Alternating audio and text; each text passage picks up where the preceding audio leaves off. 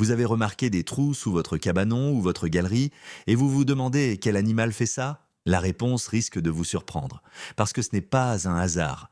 Chaque année, au printemps, plusieurs animaux cherchent un endroit sécuritaire pour avoir leurs petits, et votre cabanon devient l'endroit parfait. Sous une galerie ou un cabanon, c'est sec, à l'abri du vent, et surtout, protégé des prédateurs. C'est exactement ce qu'une marmotte, une moufette ou même un raton laveur recherche pour mettre bas. Donc, si vous voyez des trous apparaître, ce n'est pas un animal qui détruit votre terrain. C'est une mère qui cherche un endroit pour protéger ses petits. Et ça arrive presque toujours au même moment, le printemps et le début de l'été. Le premier réflexe des gens est souvent de vouloir capturer l'animal et le relocaliser ailleurs. Mais en réalité, c'est presque toujours une très mauvaise idée. Dans plusieurs cas, c'est même fortement déconseillé, voire interdit. Pourquoi? Parce qu'on peut créer des orphelins sans le savoir.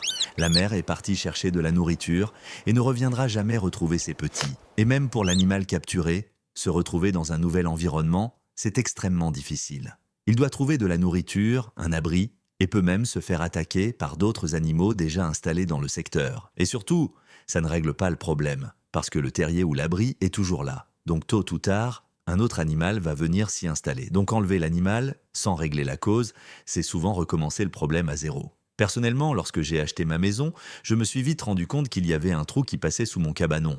Après m'être assuré qu'il n'y avait pas d'animaux en dessous, à ce moment-là, j'ai rapidement corrigé la situation. Mais ce n'est pas tout.